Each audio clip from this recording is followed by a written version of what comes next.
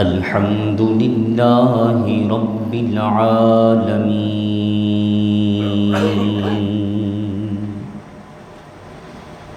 والعاقبۃ للمتقین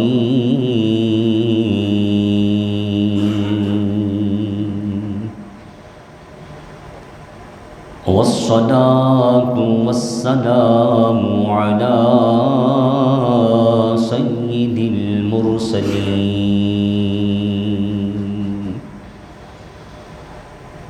وعلى آلہ الطیبین الطاہرین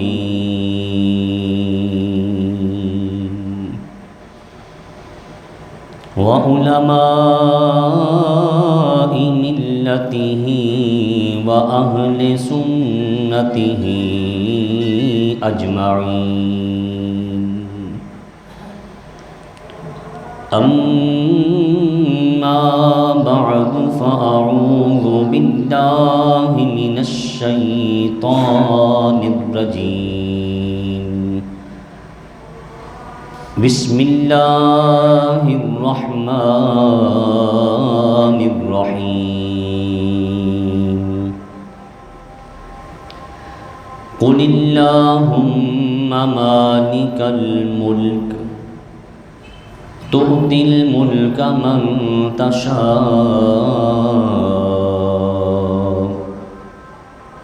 وتنزع الملک ممن تشاء وتعز من تشاء وتذل من تشاء بیدک الخیر انک علی کل شیء قدیر آمنت باللہ صدق اللہ مولانا العظیم الصلاة والسلام علیک یا رسول اللہ الصلاة والسلام علیک یا حبیب اللہ الصلاة والسلام علیک یا رحمة للعالمین الصلاة والسلام علیک یا خاتم النبیین خاک سورج سے اندھیروں کا ازالہ ہوگا حضور آپ آئیں تو گھر میں اجالا ہوگا عشق مصطفیٰ کی ایک شمع جلا لو دلوں میں بعد مرنے کے قبر میں اجالا ہوگا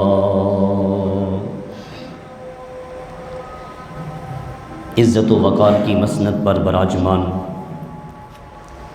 خوش نصیب خوش بخت پیارے نبی کے پیارے امتیوں، تیسرے پارے کی ایک آیت آپ نے سماعت کی۔ اسی کے ضمن و ذیل میں چند ایک گزارشات پیش کروں گا۔ اللہ رب العالمین حقائق جاننے کے بعد ہمیں عمل کرنے کی توفیق عطا فرمائے۔ ارشاد رب ذوالجلال ہے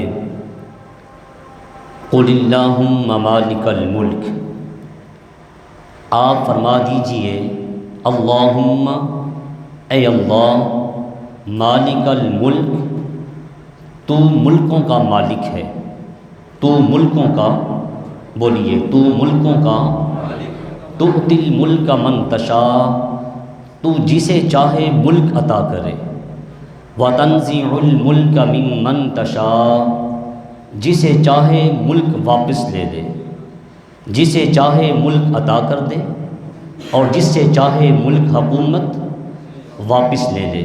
وتعز من تشاء، تو جسے چاہے عزت عطا فرما دے، تو جسے چاہے جو چاہتے ہیں کہ اللہ تعالی ہمیں عزت کا تاج عطا فرمائے وہ بولیں تو جسے چاہے، سب بولیں تو جسے چاہے، وَتُذِلُّ مَن تَشَاءُ، تو جسے چاہے ذلت دے دے، بِيَدِكَ الْخَيْرُ، ساری بھلائیاں، ساری خیر کی کنجیاں، ساری بھلائیوں کی چابیاں تیرے ہاتھ میں ہیں، اِنَّكَ عَلَىٰ كُلِّ شَيْءٍ قَدِيرٌ، کوئی شک نہیں کہ تو ہر چیز پر، بولیے کوئی شک نہیں کہ تو ہر چیز پر قادر ہے، کوئی شک نہیں کہ تو ہر چیز پر قادر ہے۔ قرآن مجید میں اللہ رب العالمین نے 4 حکومتوں کا ذکر کیا ہے۔ قرآن مجید کی روشنی میں انشاءاللہ میں آپ کی خدمت میں وقت نے اجازت دی، آپ لوگ گرمی کو بھی برداشت کر رہے ہیں، اللہ تعالیٰ اس گرمی کی برکت سے جہنم کی گرمی سے ہم سب کی حفاظت فرمائے۔ باہر والوں اگر آپ بھی چاہتے ہیں تو بول کے کہیں آمین۔ 4 ملکوں کا، 4 حکومتوں کا اللہ نے قرآن مجید میں ذکر فرمایا ہے، تو میں مختصراً چاروں حکومتوں کے بارے میں وقت نے اگر اجازت دی تو آپ کی خدمت میں انشاءاللہ گوش گزار کروں گا۔ ایک اس آیت کو سمجھانے کے لیے مثال دیتا ہوں، اور میں چیک کرنا چاہتا ہوں کہ آپ میری بات کو کتنی توجہ کے ساتھ سن بھی رہے ہیں، سمجھ بھی رہے ہیں۔ بطور تفہیم و تمثیل مثال دے رہا ہوں۔ میرا دوست آئے امریکہ سے اور وہ مجھے آ کے ایک موبائل دے کہ جی آپ کے لیے گفٹ ہے، یہ آپ کے لیے تحفہ لے کے آیا ہوں، لیکن مجھے ساتھ یہ بھی کہے کہ اس میں آپ نے سم بھی نہیں ڈالنی اور کسی کو کال بھی نہیں کرنی۔ گھڑی مجھے دے جی آپ کا تحفہ ہے، اس کو آپ نے کلائی پہ باندھنا بھی نہیں ہے، ٹائم بھی، بولیے ٹائم بھی نہیں دیکھنا۔ یہ آپ کے لیے میں نیو موٹر سائیکل نکلوا کے لایا ہوں، لیکن آپ نے اس کے اوپر بیٹھنا بھی نہیں ہے، کک بھی۔ آپ جیسے سمجھدار لوگ اس بات کو سن کے کیا کہیں گے؟ بڑا پاگل دا پتر ہے، بڑا پاگل دوست ہے۔ موبائل ہوتا ہے کال کرنے کے لیے، گھڑی ہوتی ہے کلائی پہ باندھنے کے لیے، ٹائم دیکھنے کے لیے، موٹر سائیکل ہوتی ہے سواری کے لیے، کک لگانے کے لیے۔ یہ دے رہا ہے لیکن استعمال کرنے کی اجازت نہیں دے رہا۔ میرا رب کہتا ہے میں نے اپنے پیاروں کو حکومت دی ہے۔ بعض جہلاء کہتے ہیں رب نے انبیاء کو حکومتیں دیں، سلطنت عطا فرمائی، ملک دیا، لیکن اختیار نہیں دیا۔ ہم کہتے ہیں کم عقلو، اللہ نے اپنے پیاروں کو ملک بھی عطا کیا ہے، پورا اختیار بھی عطا کیا ہے۔ آپ کی سبحان اللہ نے مجھے سمجھا دیا ہے کہ بات آپ کے ذہن شریف میں، سمجھ شریف میں آ بھی رہی ہے اور جا نہیں رہی۔ ادھر سے سن کے آپ نے ادھر سے دوستوں نکالنی نہیں، مجھے گرمی کا احساس ہے، لیکن جو اس شاقان مصطفیٰ ہوا کرتے ہیں انہیں اپنے محبوب کی بات سن کے گرمی کی پرواہ نہیں رہتی۔ میں تھوڑا سا آپ کا ذہن بنا رہا ہوں تاکہ بات آپ کی سمجھ شریف میں اتار سکوں۔ اللہ رب العالمین نے ایک نبی کا تذکرہ فرمایا، پہلا ملک جس پیغمبر کو دیا، کہا اسے میں نے تھوڑا سا ملک عطا کیا، اور اس نبی نے خود کہا کہ اللہ نے مجھے تھوڑا سا ملک عطا فرمایا۔ پہلی حکومت، پہلا ملک، بولیے تھوڑا سا۔ دوسرا جس نبی کو حکومت، جس نبی کو ملک دیا، اس کے ملک کا نام ہے ملک کبیر۔ تیسری حکومت، تیسرے ملک کا نام ہے ملک عظیم۔ چوتھی حکومت، چوتھا ملک وہ اس کا ہے، اور اس کی حکومت کا مالک مدینے کے تاجدار نبیوں کے سردار ہیں۔ پہلا ملک اللہ نے جس نبی کو عطا فرمایا وہ ایسے بے مثال با کمال پیغمبر ہیں کہ سارے نبی اللہ کے بے مثل و بے مثال ہیں، مگر اس نبی کو اللہ نے جو حسن دیا ہے وہ تمام نبیوں سے افضل اور اعلیٰ حسن و جمال ہے۔ لیکن وہ پیغمبر جو حسین و جمیل ہے، حسن و جمال کے مالک ہیں، ان کا یہ حسن و جمال دہلیز مصطفیٰ کی خیرات ہے۔ نام ان کا حضرت سیدنا یوسف علی نبینا علیہ الصلاۃ والسلام ہے۔ بچپن بھی بے مثال، لڑکپن بھی بے مثال، آپ کی جوانی بھی بے مثال، آپ کا بڑھاپا بھی بے مثال، بھائیوں کے ہاتھوں سے کنویں میں جانا بے مثال، مصر کے بازاروں میں فروخت ہونا بے مثال، پھر عزیز مصر کے گھر میں جانا بے مثال، اور پھر وہاں سے بے گناہ جیل میں جانا بے مثال، اور پھر اللہ کی طاقت سے مصر کے تاج و تخت کے مالک بن جانا یہ بھی بے مثال۔ ایسے حسن و جمال کے مالک پیغمبر فرماتے ہیں رب قد آتیتنی من الملک وعلمتنی من تعویل الاحادیث فاطر السماوات والارض انت ولی فی الدنیا والآخرہ۔ اے رب ذوالجلال تو نے مجھ پہ بہت کرم نوازیاں فرمائیں، اللہ ہم پہ بھی کرم نوازیاں فرما دے۔ آج کی حاضری کی برکت سے تذکرہ انبیاء کے صدقہ میں اللہ باران رحمت نازل فرما دے۔ یوسف علیہ السلام عرض گزار ہوئے رب ذوالجلال تیرا مجھ پہ بڑا فضل ہے، تیرا مجھ پہ، جو بول رہے ہیں اللہ ان پہ بھی فضل فرمائے، تیرا مجھ پہ بڑا فضل ہے۔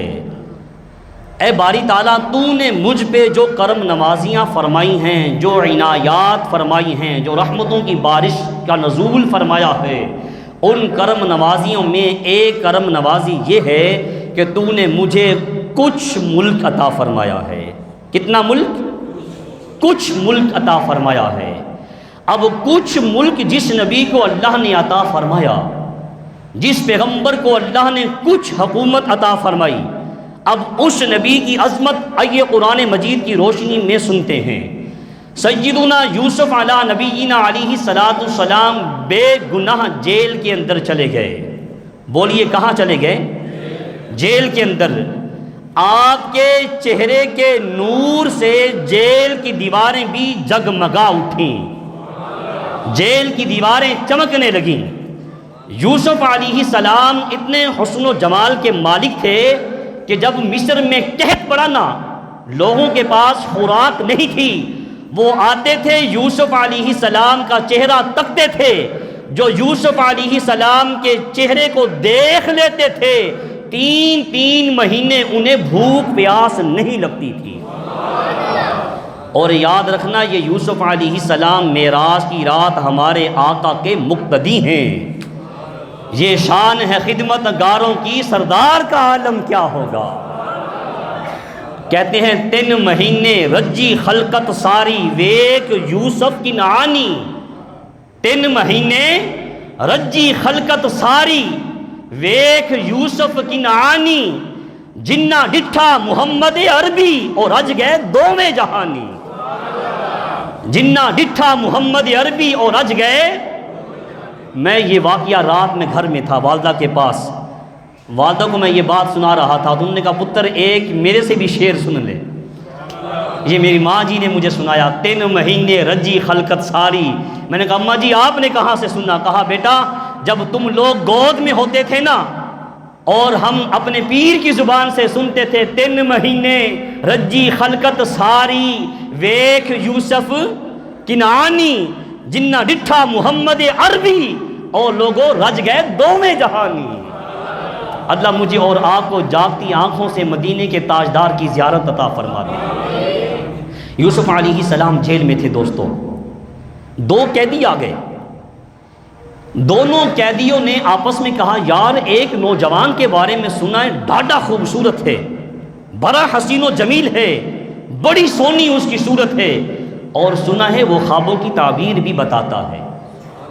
خوابوں کی خواب ہم بھی دیکھتے ہیں نا، کسی عالم سے کسی نے پوچھا جی رات میں نے خواب دیکھا بندر ناچ رہے ہیں، بندر ناچ رہے ہیں۔ اس نے کہا بھائی جی آپ مجھے یہ بتائیں جب رات کو سوئے تھے حالت کیا تھی، جب رات کو سو رہے تھے کیفیت کیا تھی؟ کہا جی بچوں نے ٹیلی ویژن لگا رکھا تھا، بس وہ ناچ گانا ڈھول کی بج رہی تھی۔ کہا جب تو یہ حالت بنا کے سویا ہے پھر تجھے بندر نظر نہ آئے اور مدینہ کا تاجدار نظر آئے؟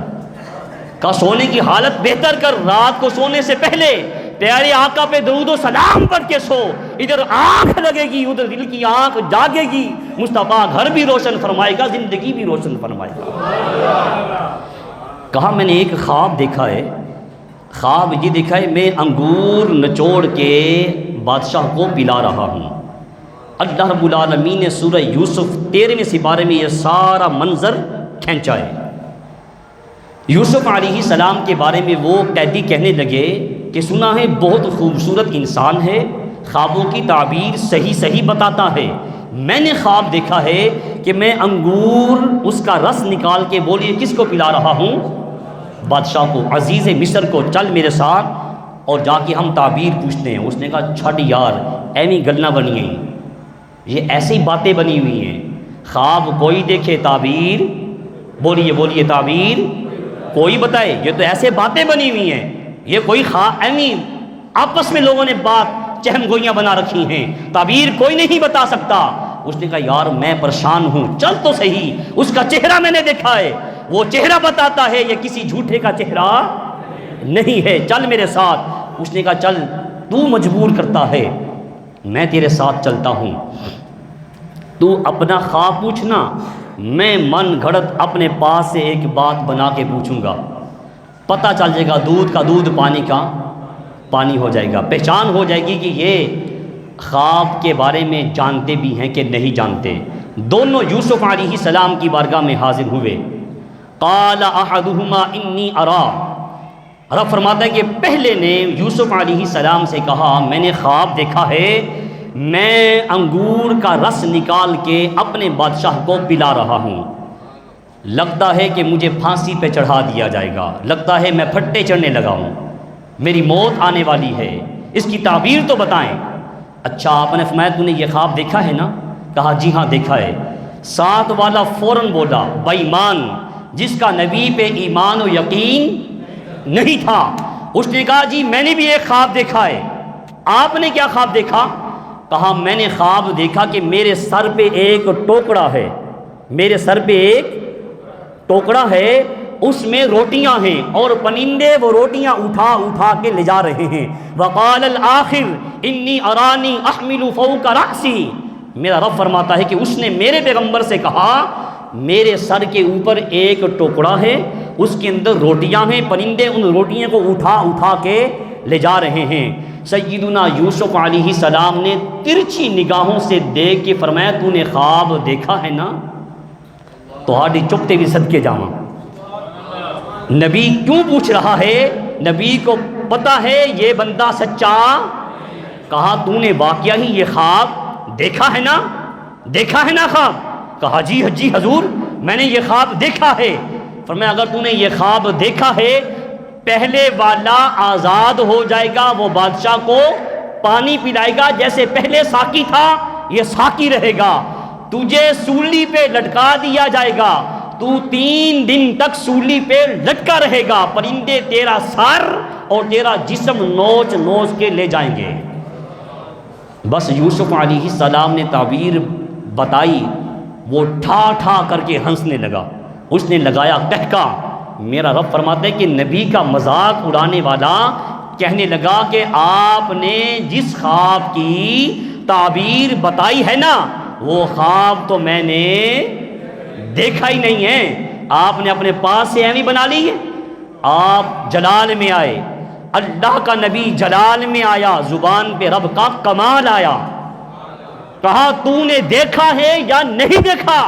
میں نے کہہ دیا ہے، اب وہ تقدیر نہیں بلکہ وہ قضا بن چکی ہے، اب جو ہم کہہ چکے ہیں وہ فیصلہ ہو چکا ہے۔ قرآن مجید فرماتا ہے کہ جو پہلے والا تھا اسے آزادی مل گئی، جو دوسرا تھا جس نے جھوٹ بولا تھا اس کو بادشاہ نے سولی پہ لٹکا دیا، اس کا جسم جانور نوچ کے لے گئے۔ میرا رب فرماتے ہیں یہ وہ پیغمبر ہے جس نے خود کہا کہ اللہ نے مجھے بادشاہی، مجھے ملک، مجھے حکومت عطا فرمائی، لیکن بولیے کتنی تھوڑی سی۔ جنہوں نے سنا ہے وہ بولیں گے کتنی تھوڑی سی۔ رب قد آتیتنی، مجھے ملک عطا کیا تھوڑا سا۔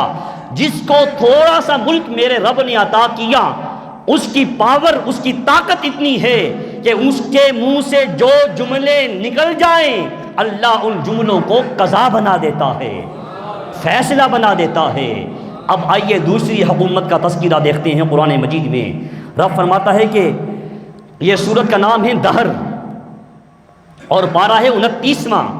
وَيُسْقَوْنَ فِيهَا كَأْسًا كَانَ مِزَاجُهَا زَنْجَبِيلًا عَيْنًا فِيهَا تُسَمَّى سَلْسَبِيلًا وَيَطُوفُ عَلَيْهِمْ وِلْدَانٌ مُخَلَّدُونَ إِذَا رَأَيْتَهُمْ حَسِبْتَهُمْ لُؤْلُؤًا مَنْثُورًا وَإِذَا رَأَيْتَ ثَمَّ رَأَيْتَ نَعِيمًا وَمُلْكًا كَبِيرًا۔ 4 حکومتوں کا میں نے ذکر کیا۔ پہلی حکومت تھوڑی، دوسری حکومت ملکن کبیرہ، حکومت کبیر، ملک کبیر۔ تؤتی الملک، اللہ جسے چاہے بولیے کیا عطا فرما دیتا ہے؟ بادشاہی۔ جسے ملک دے دے، جسے میرا رب حکومت عطا فرما دے، پھر میرا اللہ اس کو پورا پورا اختیار بھی عطا فرما دیتا ہے۔ یہ جنتیوں کی حکومت ہے۔ بولیے کن کی؟ جنتیوں بولو، کن کی حکومت ہے؟ جنتی بولیں گے، کن کی حکومت ہے؟ ملکن کبیرہ۔ فرمایا جو جنتی لوگ ہیں نا، یہ سورۃ دہر ہے، 29واں پارہ ہے، میرا رب ارشاد فرماتا ہے جنتی جب جنت میں آئیں گے نا، ان کے سامنے آم کے باغ ہوں گے۔ کس پھل کے باغ؟ آم کے باغ۔ ان کے سامنے سیب کے باغ ہوں گے، ان کے سامنے انگور کے باغ ہوں گے، ان کے سامنے اورنج مالٹے کے باغ ہوں گے۔ وہ چلتے ہوئے جا رہے ہوں گے، کسی جنتی کے جی میں آئے گا کہ میں یہ سیب کھا لوں، فرمایا اسے توڑنے کی حاجت نہیں پڑے گی۔ G5 سسٹم استعمال کرنے والوں، رب نے جنت میں ایسا نظام، ایسا سسٹم لگایا ہوا ہے، فرمایا جنتی بس تمنا کرے گا، آرزو پیدا ہوگی، دل میں خواہش جنم لے گی، زبان پہ وہ الفاظ بن کے نہیں آئیں گے، بس وہ ٹہنی، وہ شاخ جس چیز کی اس نے تمنا کی ہوگی، وہ پھل ٹوٹے گا، ٹرے میں سجے گا، خود بخود چلے گا اور میرے اس مومن جنتی کے سامنے حاضر ہو جائے گا۔ عینن فیہا تسمی سلسبیلا، فرمایا کہ جنتی نہر ہوں گی، ایک طرف دودھ کی نہریں ہوں گی، ایک طرف شرابن طہورا، شراب پاکیزہ اس کی نہر ہوگی، ایک طرف شہد کی نہر ہوگی، ایک طرف پانی کی نہر ہوگی، ان کے ہاتھ میں ایک چھڑی ہوگی۔ بولیے کن کے ہاتھوں میں؟ ہم جنتی ہیں نا، کن کے ہاتھوں میں؟ جنتیوں کے ہاتھوں میں ایک چھڑی ہوگی۔ جب وہ تمنا کریں گے، آرزو کریں گے، تو بس چھڑی سے اشارہ کریں گے، وہ شہد کی نہر چلے گی، جنتیوں کے قدموں میں آ کے سجدہ ریز ہو جائے گی۔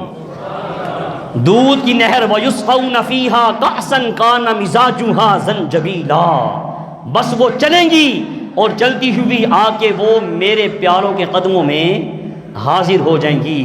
اب جو دوسرے ملک کے مالک ہیں، ملکن کبیرہ، ان کی پاور، ان کی طاقت یہ ہے کہ وہ اشارہ کریں گے، پھل ٹوٹ کے ان کی خدمت میں حاضر ہو جائیں گے۔ وہ اشارہ کریں گے، شہد کی نہر، دودھ کی نہر، شرابن طہورا کی نہریں، وہ اپنا رخ موڑیں گی، جنتیوں کے قدموں میں آ کے حاضر ہو جائیں گی۔ یہ ملکن کبیرہ والوں کی طاقت ہے۔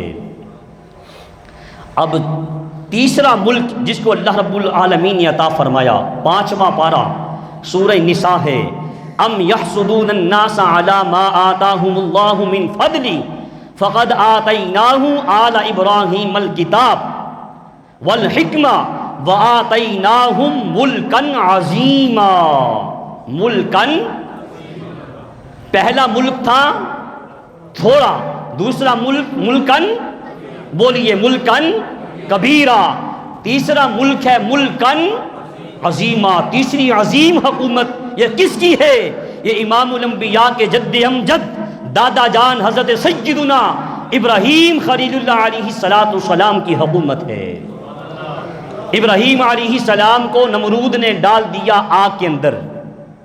وقت بہت تیزی کے ساتھ چل رہا ہے، مختصر کر کے میں چوتھے ملک کے مالک کی بات کرنا چاہتا ہوں۔ ابراہیم علیہ السلام کو ڈالا آگ کے اندر، نمرود کی سگی بیٹی تھی، نام تھا رعصا۔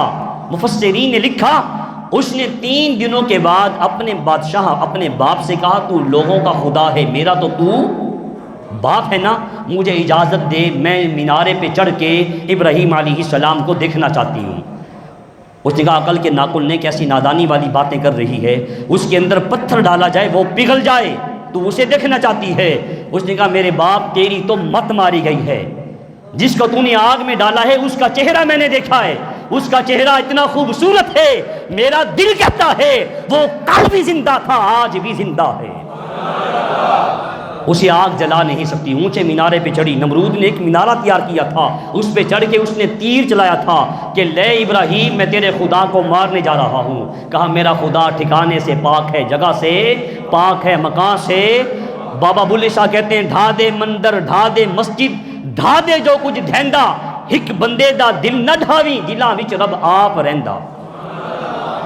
وہ مینارے پہ چڑھی، اس نے نیچے جھانکا تو کیا دیکھا؟ ابراہیم علیہ السلام جنت کے تخت پہ آرام کر رہے ہیں، دائیں بائیں فرشتے پنکھے سے ہوا دے رہے ہیں، اور دائیں بائیں پھولوں کے ہار ہیں، ان ہاروں سے جنت کی خوشبو آ رہی ہے۔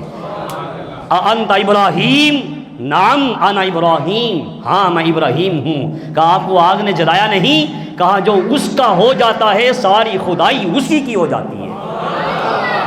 بس وہ ابراہیم علیہ السلام کا کلمہ پڑھ کے دائرہ اسلام میں آ جاتی ہے۔ مفسرین فرماتے ہیں اللہ رب العالمین نے اس عورت کے جسم سے جتنے بھی لڑکے پیدا کیے ان کے سر پہ نبوت کا تاج سجا دیا تھا۔ جو اس کا ہو جاتا ہے ساری خدائی بولیے اس کی ہو جاتی ہے۔ یہ ہے ملکن عظیمہ، ملکن کبیرہ والے اور تھے، یہ ہے ملکن عظیمہ۔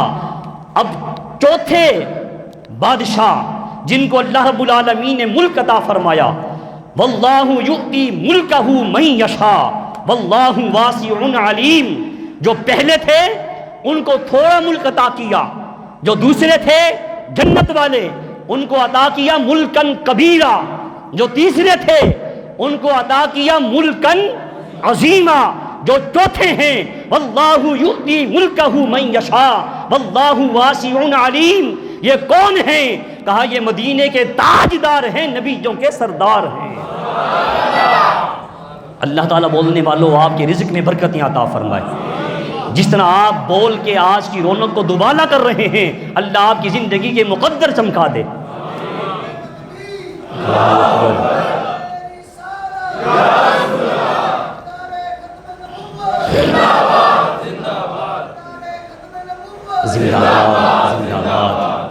میرے آقا صلی اللہ علیہ وسلم جہاں رہتے تھے مکہ پاک میں دو پہاڑ ہیں، ایک کا نام ہے صفا، ایک کا نام ہے حج کا موسم ہے، اس کے خزانے میں کمی نہیں۔ اللہ اسی سال مجھے خادم بنا کے آپ کو ساتھ ملا کے وہاں اپنی آنکھوں سے صفا مروہ دیکھنا نصیب فرمائے۔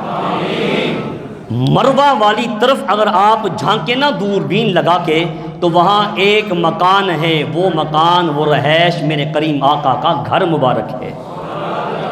وہاں لال رومال والے متوع نے اسے آج لائبریری بنا دیا ہے کہ یہاں کوئی لبیک یا رسول اللہ کہنے والا آ کے دعا نہ کر لے۔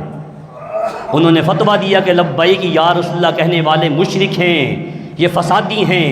ہم نے کہا یہ مشرک نہیں، فسادی نہیں، یہ اپنے محبوب کی ناموس کا حفاظت کرنے والے ہیں، یہ رسول اللہ کی ناموس کا تحفظ کرنے والے ہیں، یہ بدماش نہیں ہیں۔